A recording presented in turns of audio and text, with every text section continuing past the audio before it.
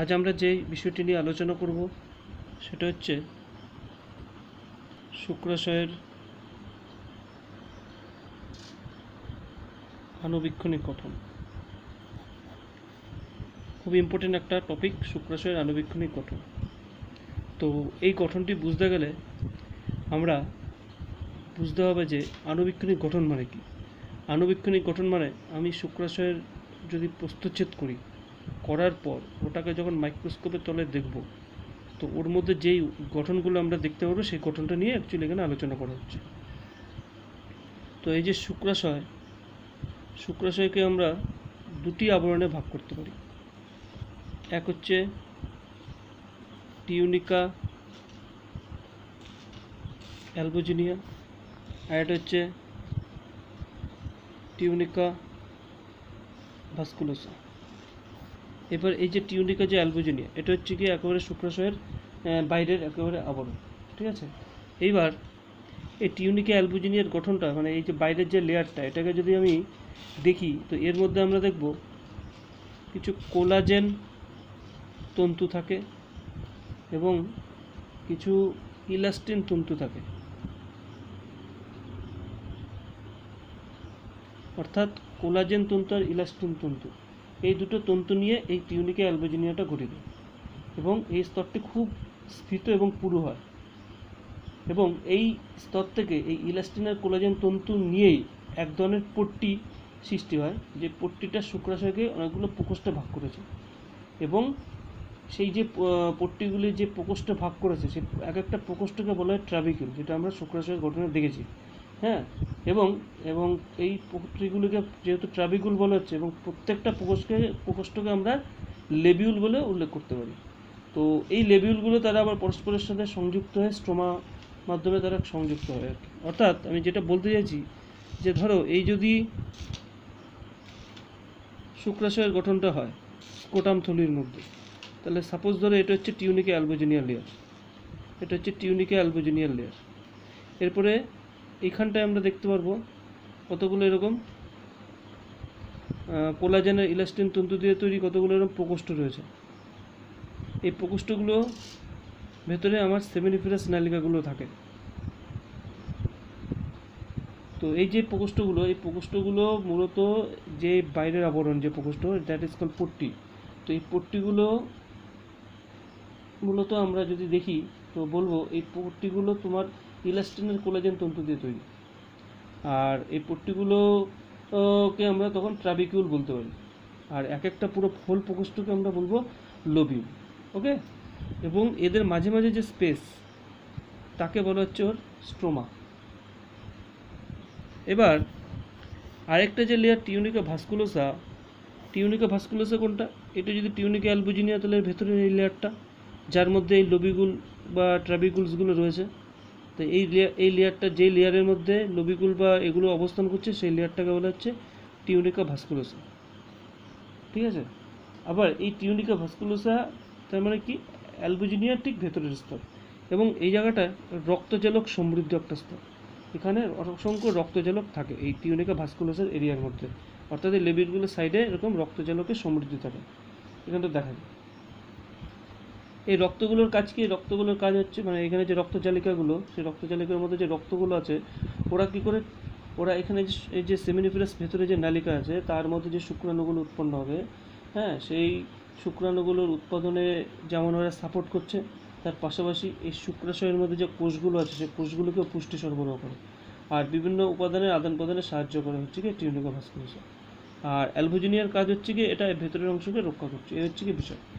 এবার আমরা ফার্দার চলে যাই ওপরে, যে টিউনিকা অ্যালবুজিনিয়া হলো, আর এটাকে বললাম টিউনিকা ভাস্কুলোসা, ঠিক আছে। এবার এই যে টিউনিকা ভাস্কুলোসা, এই টিউনিকা ভাস্কুলোসার মধ্যে রয়েছে সেমিনিফেরাস নালিকা।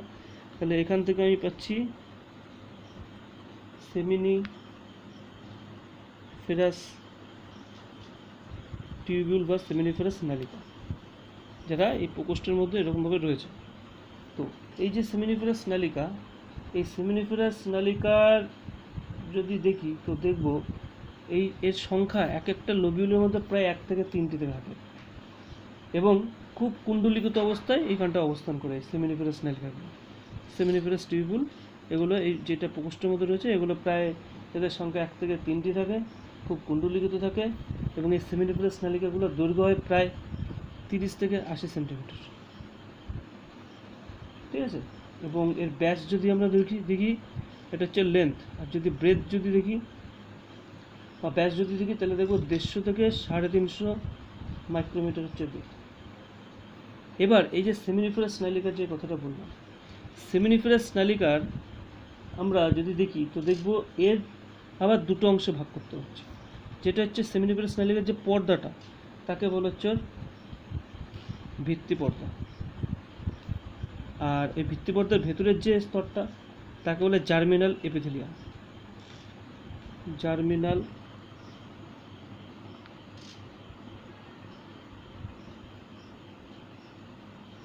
এপিথেলিয়াম। ওকে, আবার এই জার্মিনাল এপিথেলিয়ামের মধ্যে আবার দুটি কার্যকরী কোষ থাকে। কী কী তারা? একটা হচ্ছে স্পার্মাটোগোনিয়াল সেল,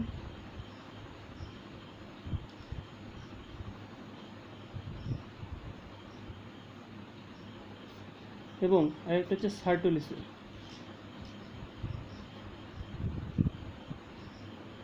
তো স্পার্মাটোগোনিয়াল সেল আর সার্টোলি সেল।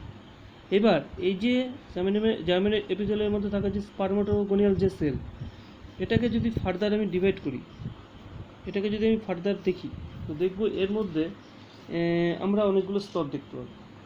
কীরকম স্তর?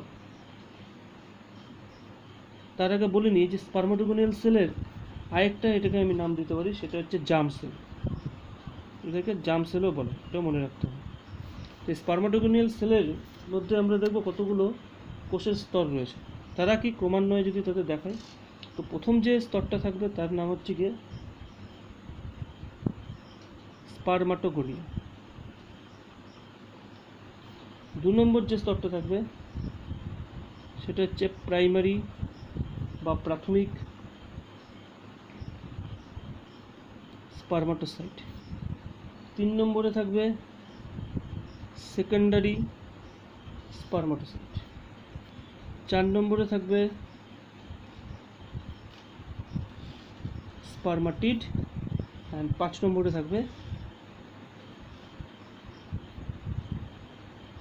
স্পার্মাটোজোয়া। তো এই হচ্ছে গিয়ে পুরো শুক্রাশয়ের গঠনটা যদি দেখি তো আমরা এইভাবে ওদেরকে ভাগ করতে পারি। ওকে, এবার এদের বিস্তারিত নিয়ে আমি আলোচনা করব। তাহলে দেখো এখানটায় আমরা যে ছবিটা দেখতে পাচ্ছি শুক্রাশয়ের গঠনে, তো এইগুলো হচ্ছে সেই ট্রাবিকুলসগুলো। এই হচ্ছে বাইরের টিউনিকা অ্যালবুজিনিয়া, আর ভেতরের স্তরটা টিউনিকা ভাস্কুলাসা দেখিয়েছি। তো এর ভেতরে এগুলি কি সেমিনিফারাস নালিকা। এই সেমিনিফারাস নালিকাকে যদি আমি কাটি, প্রস্থচ্ছেদ করি, তাহলে এরকম ছবি দেখতে হবে। এই একটা সেমিনিফারাস নালিকার ছবি, এই একটা সেমিনিফারাস নালিকা, এই একটা সেমিনিফারাস নালিকা। ঠিক আছে, এইবার এটা একটা লোবিউলসের মধ্যে আমি দেখাচ্ছি। এবার এই সেমিনিফারাস নালিকার ছবিটা যদি দেখে আমরা একটু চিহ্নিত করি যে কোনটাকে আমরা কি বললাম। একটু আগে আমি যেটা দেখালাম সেই অনুযায়ী যদি করি তো একেবারে এটা সেমিনিফারাস নালিকার এই যে বাইরের যে লেয়ারটা, এটাকে বলা হচ্ছে ওর ভিত্তি ঝিল্লি। ওকে, ভিত্তি ঝিল্লির পরে এই যে প্রথম যে কোষের স্তরটা রয়েছে, একটু ভালো করে ছবিটা দেখো, এই স্তরগুলো এটা এটা এটা এটা এটা এদেরকে বলা হচ্ছে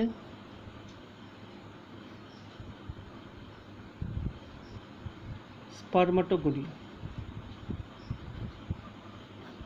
এই ফার্স্টের যে স্তর স্পার্মাটোগোনিয়া। স্পার্মাটোগোনিয়ার মধ্যে এরকম লম্বা লম্বা যে কোষগুলো দেখতে পাচ্ছি এদের বলে সার্টোলি কোষ।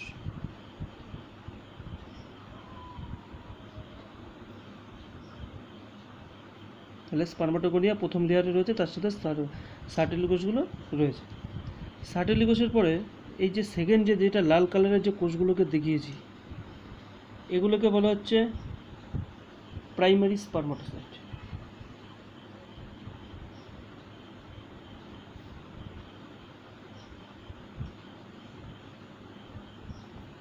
অ্যান্ড এর তারপরে যেগুলো এদের থেকে সৃষ্টি হয়েছে এদেরকে বলা হচ্ছে, অর্থাৎ এটা এদের বলে সেকেন্ডারি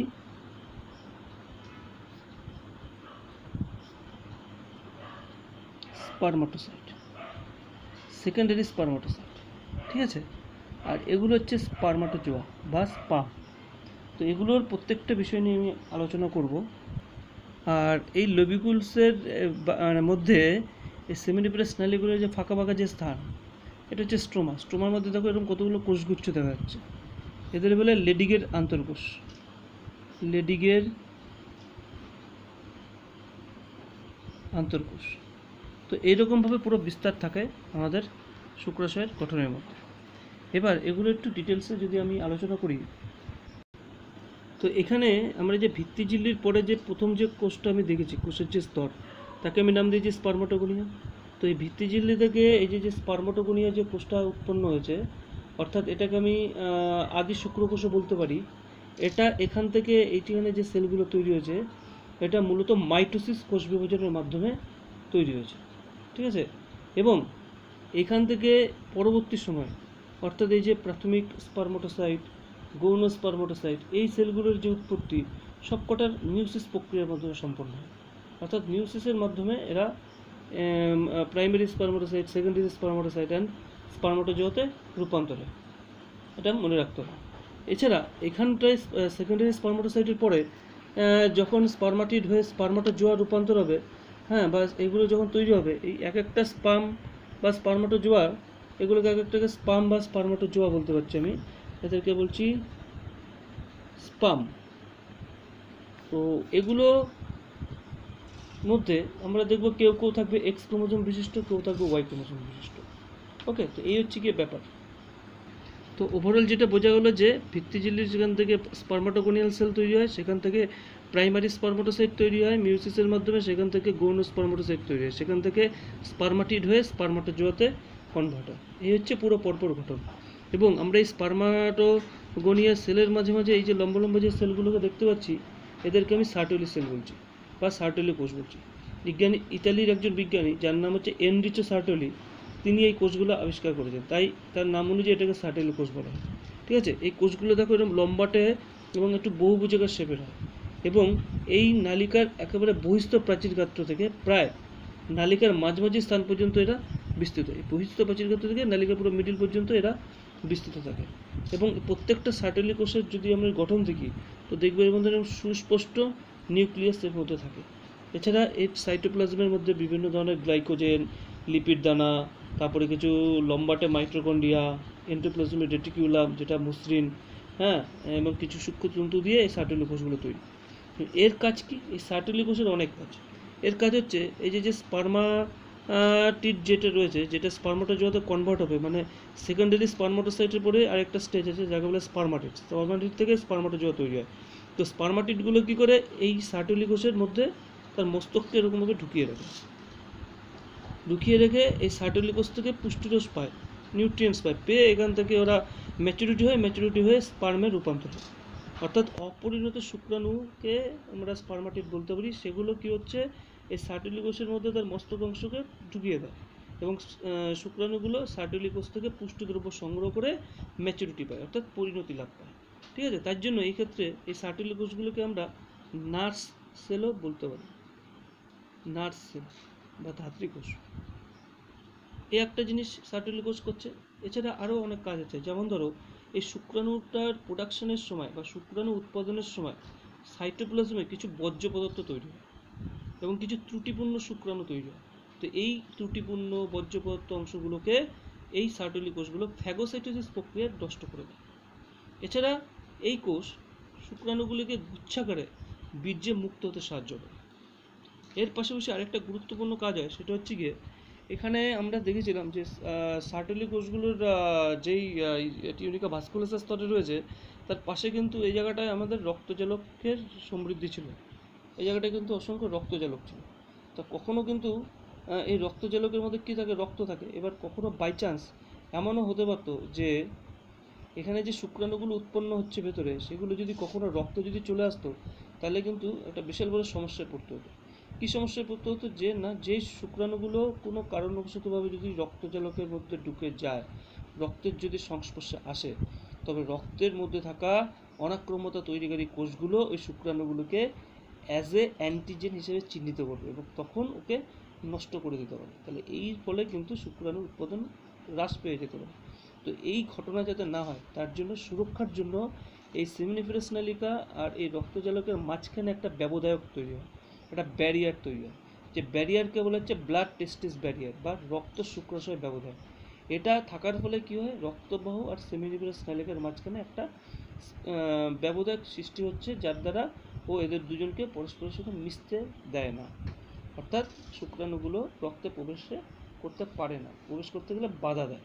এবং বাধা দেয় তার ফলে কি আমাদের কেন বাধা দিচ্ছে, নাহলে এখানে চলে গেলে অনাক্রমতার মাধ্যমে হ্রাস পেতে পারত, অনাক্রমতার হাত থেকে রক্ষা করছে। তো এই জন্য এদের মাঝখানে একটা ব্লাড টেস্টিস ব্যারিয়ার অলওয়েজ কাজ করে। তো এই কাজটা করতে সাহায্য করছে আমাদের সার্টোলি কোষ, ঠিক আছে। আর এছাড়া এই কোষগুলো থেকে বিভিন্ন ধরনের androgen binding protein, inhibin, oestrogen এই ধরনের হরমোনও ক্ষরণ হয়। এই হচ্ছে বিষয়। আচ্ছা, তারপরে আমরা চলে আসি এই জায়গাটা, যে এখানে যে কোষগুলো দেখতে পাচ্ছি, দিস আর দ্য লেডিকের আন্তঃকোষ, অর্থাৎ ইন্টারস্টিসিয়াল সেল অফ লেডিক। এটা শুক্রাশয়ের সেমিনিফেরাস নালিকাগুলোর এই পুরো যে স্ট্রোমা অঞ্চলের মধ্যে আমরা দলবদ্ধভাবে দেখতে পাচ্ছি বহুভুজাকার কোষগুলো রয়েছে, এদেরকে লেডিকের আন্তঃকোষ বলে। বিজ্ঞানী ফ্রাঞ্জ ইয়ন লেডিক বলে একজন বিজ্ঞানী 1850 সালে এই কোষগুলো আবিষ্কার করেন, তাই তার নাম অনুযায়ী এদেরকে লেডিকের কোষ বলা হচ্ছে, ঠিক আছে। এই লেডিকের আন্তঃকোষে যদি গঠনটা দেখি তাহলে দেখব প্রত্যেকটা কোষের মধ্যে একটা ডিম্বাকার সুস্পষ্ট নিউক্লিয়াস থাকে, এবং এদের সাইটোপ্লাজমে পর্যাপ্ত পরিমাণে মসৃণ এন্ডোপ্লাজমিক রেটিকুলাম, স্বল্প পরিমাণ বিক্ষিপ্ত অমসৃণ endoplasmic reticulum, Golgi apparatus, lysosome, mitochondria ইত্যাদি ইত্যাদি থাকে। তো এই যে লেডিকের আন্তঃকোষ, এরও কিছু কাজ আছে। কী কাজ? এটা আমাদের দেহের, পুরুষদের দেহের সবচেয়ে গুরুত্বপূর্ণ স্টেরয়েড হরমোন অর্থাৎ টেস্টোস্টেরন হরমোন ক্ষরণ করে। তো এটা হচ্ছে মেন কাজ, যে এখান থেকে যেটা তৈরি হবে এক হচ্ছে কি আমাদের টেস্টোস্টেরন, এবং আরেকটা হরমোন ক্ষরণ করে ডাইহাইড্রো টেস্টোস্টেরন। এরকম দুটি অ্যান্ড্রোজেন হরমোন অধিক মাত্রায় এই লেডিকের আন্তঃকোষ থেকে ক্ষরিত হয়। এছাড়া এখান থেকে কিছু অল্প মাত্রায় অন্যান্য হরমোনও, যেমন ধরো অ্যান্ড্রোস্টেনিওডিন, ডাইহাইড্রো এপি অ্যান্ড্রোস্টেরন, এই ধরনের হরমোন। তারপরে আমাদের অগ্রপিটুইটারি থেকে নিচ্ছে যে আইসিএসএস হরমোন, এগুলো কী করছে, এই আইসিএসএস বা ইন্টারস্টিসিয়াল সেল স্টিমুলেটিং হরমোন, ওরা কী করছে, আমাদের যেটা অগ্রপিটুইটারি থেকে ক্ষরিত, তারা এই লেডিকের কোষের ক্ষরণটাকে বাড়িয়ে এই টেস্টোস্টেরন আর ডাইহাইড্রো টেস্টোস্টেরন এই হরমোনগুলো ক্ষরণ করা। তো এই হচ্ছে গিয়ে বিষয়। তাহলে এই হচ্ছে ওভারঅল একটা শুক্রাশয়ের গঠন, তাদের বৈশিষ্ট্য। তোমরা এটা ভালো করে পড়ে ফেলো।